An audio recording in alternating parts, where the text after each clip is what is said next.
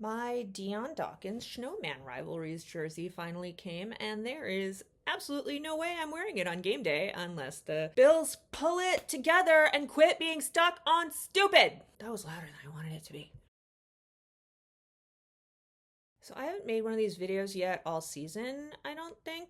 My life's been pretty hectic. I've been juggling a lot of balls around here, much like that goal line pass that Xavier Worthy juggled the other day because the sun was in his eyes. Hey, I caught the sun! This week I have somehow been super productive and it's Friday, so here I am.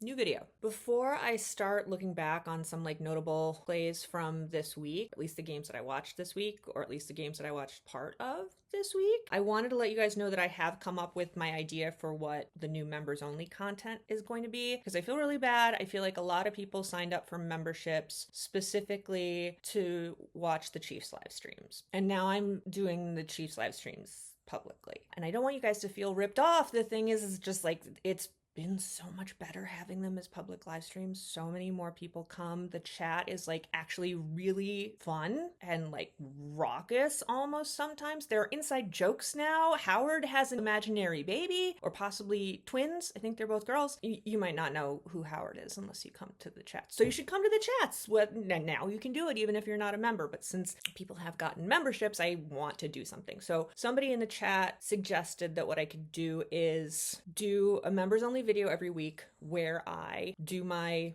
picks for all the games this week. I would like to clarify that no one should place bets based on my picks, but if you do, I would like to tell any FBI agents who are watching this video that I am not affiliated with the Gambino, Bonanno, or Genovese crime families, who are also all totally legitimate businessmen. There's no mafia. Although when I lived in New York City, I did work for a guy who I'm pretty sure was in with the Korean mob. I don't think on racketeering things, but definitely a lot of merchandise showed up in that store for us to sell that had clearly fallen off the back of a truck near Herald Square. But anyway, that video will be up for members later today, maybe tomorrow morning, Saturday. I mean, what are you guys doing on a Saturday other than watching college football? Probably, but I don't do that. So if you want to watch me, if you're a member, there'll be my picks that'll probably be wrong, but hopefully they'll be entertaining. I really do appreciate all of you who have memberships. I especially appreciate those of you who kept your memberships during the off season. I don't know if you forgot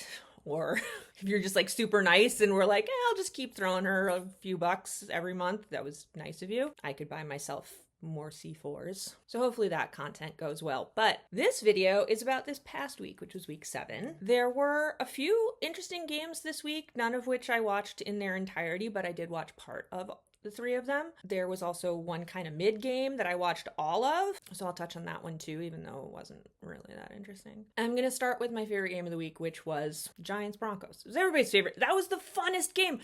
I cannot express to you, I threw my back out at that second missed extra point. I literally jumped off the couch and threw my back out. The whole thing was insanity. My husband and I were sitting there. I was texting with a friend of mine. What is happening?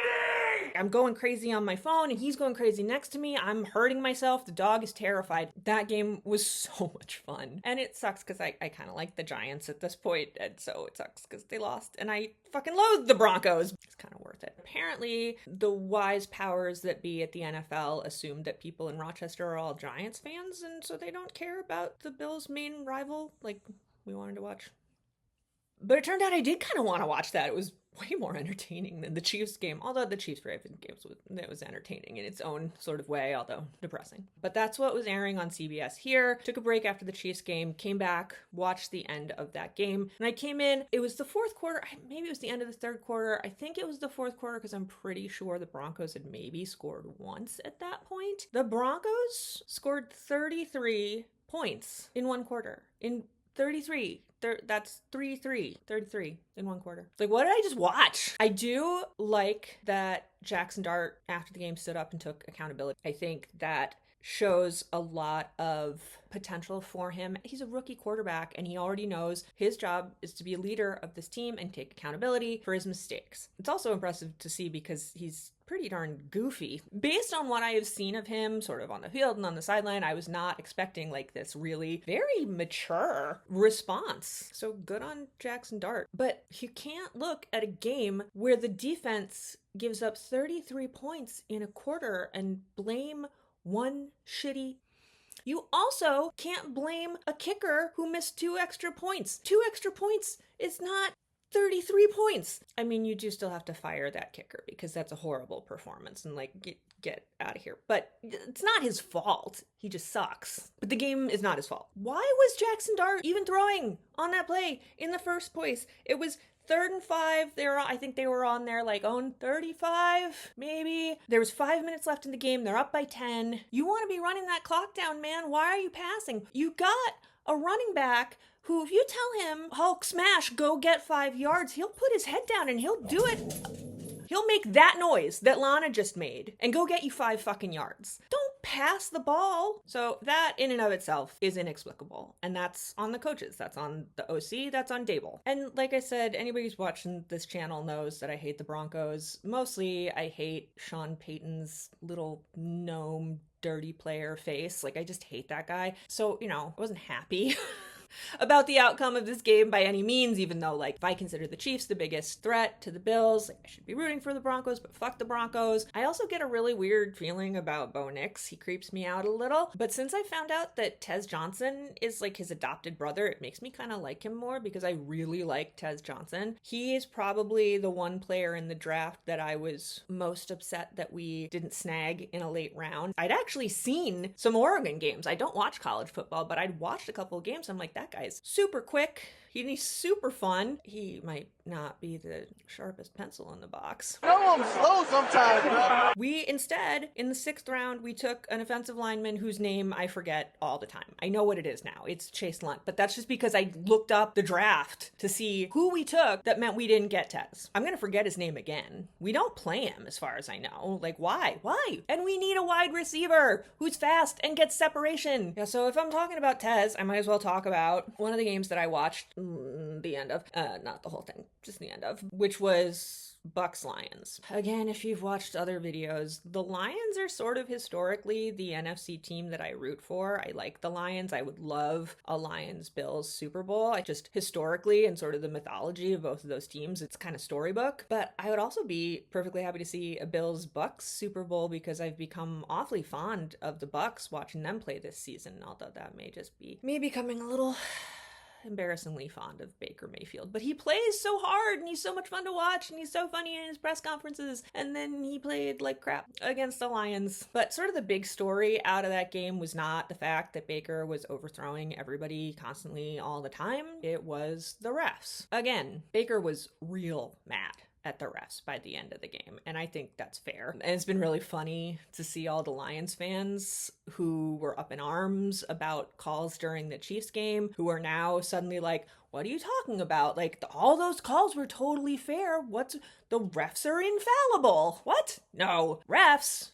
Bah, because like everybody's a hypocrite when it comes to their own team. I probably am too. Although some things that people have mentioned in my comments, I call out all the time. Somebody said something about Josh flopping the other day. I call out Josh for flopping all the time. Like, why? Just admit it. He flops. They're always legitimate hits, but he overacts like crazy. Anyway, I don't know if the refs were bad or if John Hussey was just drunk. Like, he did not seem super on top of things. But there's one play that keeps kind of sticking in my craw, and it came up again on Twitter this morning, so I would like to talk about it, probably at more length than it deserves, but any ball knowers out there who can explain to me why this thing happened that did not fit the patterns of penalty calling that I have witnessed in all the football games I've ever watched, feel free to come into the comments and explain to me why it happened this way and it's totally legit. I'm welcome to be wrong, but I was a little So it came up on Twitter because in the Vikings game last night, there was apparently an interception that then the refs said the ball hit the ground, so it wasn't an interception, and people are mad about that, and they're comparing it, of course, to the Kelsey catch in the other game, where that might have hit the ground, but they got to the line really fast and snapped another play before Dan Campbell could throw a challenge flag. And people are like, well, how come they reviewed this interception, but they didn't review that? And I'm like, because they review all scoring plays and turnovers and not random catches. If they call it a catch on the field and you want to challenge that, you have to throw a challenge flag. And if the guys get to the line and snap the ball before you throw the challenge flag, that's it. The play's done. Moved on. So that's on Dan Campbell. And also the Chiefs being really good at doing that exact thing. So in the Bucs play, Baker threw a pass to Otten. Mayfield in trouble, throws. On 4th and 5, maybe, towards the end of the game. They really needed to make this for any chance of a comeback. Otten's getting tackled by Anzalone, reaches for the line to gain. As he's hitting the ground, ball comes out, rolls forward a couple yards, different, Buck falls on it. Completes and reaching for the first down. So, refs get together to review this because they called it a fumble. So they need to get together and decide whether the ball was out after he was down by contact. They chat. Hussey comes over, announces, again sounding extremely drunk, it was a fumble. It was recovered by another member of the Buccaneers, but by rule, the fumble cannot be advanced by somebody other than the fumbler. The ball is down where he came down, but they say that he got the first down, so now it's first down. Great. So, play clock should start back up. You should be able to come to the line and snap the ball. All the Bucs get to the line. Ball has been spotted. It's on the ground. And another ref is holding his hand up, not letting them start to play again, while Dan Campbell calls Hussey over, but he has not thrown a challenge flag. And you could see Dan Campbell screaming. Just wants to chat, goes over. They talk for a while. I didn't count how many seconds, but it was double-digit seconds that they're conversing about this. Then Dan Campbell throws the challenge flag. And that keeps Tampa Bay alive, but here comes a challenge. So then they review it again because of the challenge flag. Detroit is challenging the ruling on the field that the receiver didn't back complete the process of the catch. So they review it again. Hussey comes back out and he goes, we decided on review that the ball was down by contact and he did not make the line to gain. So it's now turnover on downs. We are going to give Detroit back their challenge and their timeout. Baker's big mad. Baker's real big mad. And please explain to me, please, because, I'm, like I said, all the time, I'm a middle-aged lady who sits on her couch. I don't have the rule book memorized, but my understanding is if they've made the call, it was a potential turnover, so it's been reviewed, they should be able to get a playoff. If a challenge flag has not been thrown, and that challenge flag was not thrown, and a ref was like, you have to sit here and wait for him to decide to throw a challenge flag, that's bananas to me. So, it doesn't really matter. Like I said, they were playing like crap. They probably weren't going to come back anyway in 5 minutes, but that was the end of it. They really had no shot at that point. So it just sucks that once again, it seems like every week there's at least one, if not more, games where all anybody's talking about is fucking penalties and refs and things being rigged, and it's not rigged for the Chiefs usually, but now rigged for the Lions, even though in the other game the Lions were mad that it was rigged for the Chiefs. And it's boring. I'm bored. And I feel like there has to be some way to solve this problem because it's an ongoing problem and it seems to be getting worse, not better. So, everybody says maybe full-time refs would be a good idea. I'd go for that. Obviously some of the muscle mass that a couple of the refs have been able to put on by doing dips in their living room constantly during all their copious off time, that would suffer, but might help them kind of get things straight in their heads so they'd be more consistent. One might think that maybe AI could help with this. But yesterday I saw a news story that was clearly generated by AI where the headline managed to give the impression that Bryant Gumbel's hospitalization was caused by a kangaroo. So maybe we're not quite there yet. Maybe that might not be an improvement on Sean Hockley, although maybe close. Okay, other games. I will talk about this much faster. Don't have as many questions about weird ref shit. these are pretty straightforward. Icy hot bowl. Thumbs up. Again, I really mostly only watched the end of this because I didn't think it was going to be as close as it was, but it was a shootout between geriatrics who are both younger than I am. But still, I definitely wasn't expecting Joe Flacco to run that ball towards the end of the game. That was a fun thing to watch. They totally got faked out on that. But like, who doesn't love a geriatric shootout? Especially when Aaron Rodgers loses. Which, I'm sorry to my Steelers fan in-laws, but it wasn't my decision to bring the most annoying guy in football onto my team. That's on your team. Flacco is so appealing and Rodgers is so unappealing that I don't understand how anybody who doesn't have a strong rooting interest couldn't have been rooting for the Bengals there. Also, it's hilarious to watch a Bengals stadium cheering Joe Flacco.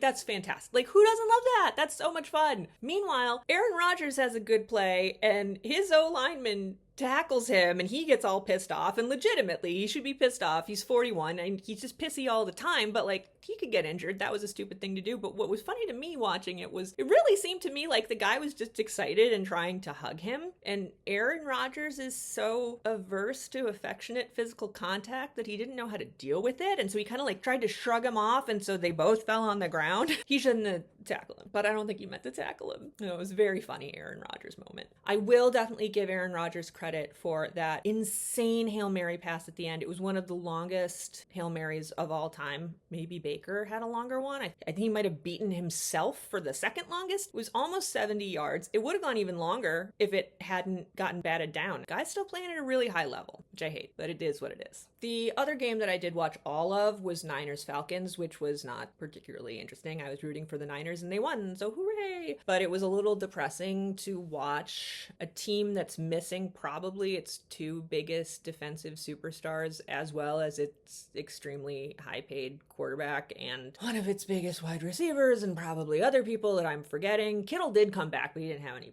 catches for whatever reason. But they're super banged up, especially on defense, and the team that kicked our ass offensively a couple weeks ago just got totally shut down. So on that note, it's probably worth talking a little bit about the Bills, even though I've clearly said a lot of what I had to say about the Bills during my live streams. But let's just go over it a little bit in sort of a more condensed format. I just rewatched all the videos I made earlier in the season because I wanted to sort of get a retrospective on how we got where we are and how much things have changed throughout the season. And I think, the way people are sort of framing it is like we've fallen off the last couple weeks. I don't think that's true. I think almost all the problems that we are currently dealing with have been there consistently throughout the season. I mean, if you look at even the first game that everybody's like, yay, we beat the Ravens, and like, that was really hard fought win. And then we almost lost to the Dolphins, and then we almost lost to the Saints. We beat the Jets pretty handily, but that's the Jets. From the very beginning, we're really struggling with tackling. Like, that's an insanely basic skill. I mean, Jordan Poyer went on yesterday about how it's an art, which it is, but these are professionals and they should understand how to perform that art. Our secondary was shitty from the beginning. It's been shitty for multiple seasons. I have been saying this. Taylor Rapp is apparently injured now, and it's something that he's been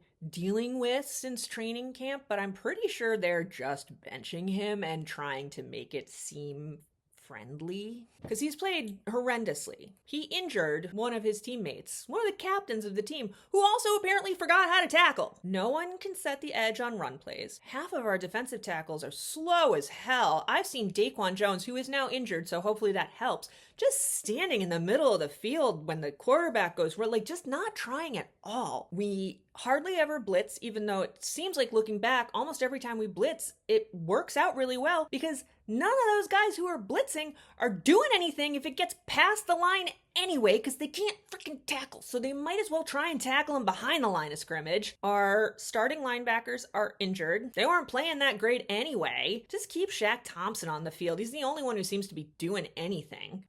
I should just stop because now I'm ranting. But Deion Walker is great. So we've got that. And Ed Oliver's back and still playing as well as he played in the first game for the most part. So got some optimism in the middle of the defensive line. Edge rushers, Groot, I don't know where okay, I said I was going to stop. Our defense tends to play hard, but only in the fourth quarter of the game. So I feel like maybe we should be doing that all the way through the game. Our offense has gotten worse. as the season has gone on. Keon's disappeared. Josh Palmer was doing okay, but we weren't getting him enough targets, and now he's injured. Curtis Samuel is whatever. Shavers is a fun story, but he's whatever. Khalil is great, but like, maybe we should make him our number one wide receiver. Send him long. I've seen him make long passes. Just like, get out there. Okay. Serenity now. Joe Brady, our offensive coordinator. You may have heard me mention him before. At the beginning of the season, it was driving me crazy that he was running James Cook on first down, then second down when it was like 2nd and 7, and then we're stuck in this situation on 3rd and like 3, and then we don't know what to do, and then it all falls apart because apparently we don't tush push anymore if it's 3rd and 1 or 4th and 1, and we give it to Elijah Moore to do this jet sweep. That's the only thing we do with him. And then he fumbles it, just like Dawson fumbled it the week before, because we're just running the same plays. Going back and watching those games, I saw a lot of the same plays. And one of the Falcons players said, after the last game, defensive players said every play they made, we'd seen it on tape. Joe, I don't know if he heard people saying, oh, the Chiefs save all their good plays for the playoffs. And he was like, oh, I'll just save all my good plays for the playoffs. You need to get to the playoffs first, Joe. Everybody's talking about wide receivers being crappy, which they're not great, but like you could scheme them open better. At this point, maybe do trade for a wide receiver, because we obviously have no idea what to do with our first round picks. Just give them all to the Saints. But he's not going to do that. Brandon Mee's not going to do that. He has no balls. Didn't he used to be called Big Baller Bean? Where the hell did that guy go? Also, we gave a ton of money to James Cook. At the beginning of the season, we were running him a bunch. We were doing it in ways that were pissing me off, but he had a lot of really successful, great ones. Somehow, Joe Brady has gotten it into his head that the best way to use James Cook is to run him into the ground and then disappear him. Who needs our second best player on the last 3 drives of a game? Not us. Centered and calm. I'm calm. I'm good. This happens every year. Week 5, 6, we drop off. People start getting pissed off saying we should fire people. Trade crazy trades. It happens every year. I usually don't get caught up in it, but it happens every year.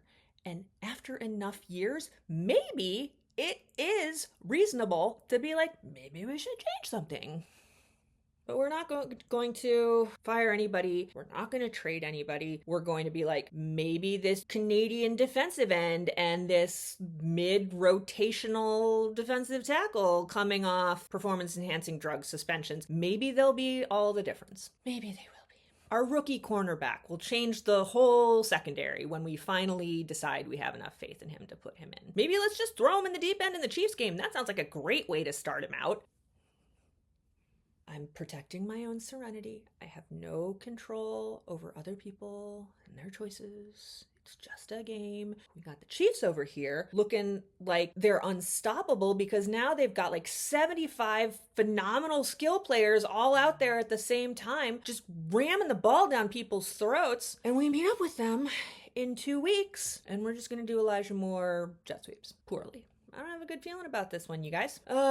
Last point, I really need people to stop talking about Drake May like he's the second coming of Tom Brady. It's very tiresome. I'm already so tired of Patriots fans. Like, calm down. You were crappy for like 4 years. Just chill out. He'll get even better. I know he will. He's very good, but he's not the MVP. Just simmer down a little bit. I'm sorry I rambled for this long. I have a lot of feelings. If you remember, the picks video will be up later today or possibly Saturday. I already missed Vikings Chargers, but I would have not picked the Vikings. So you can just make that assumption.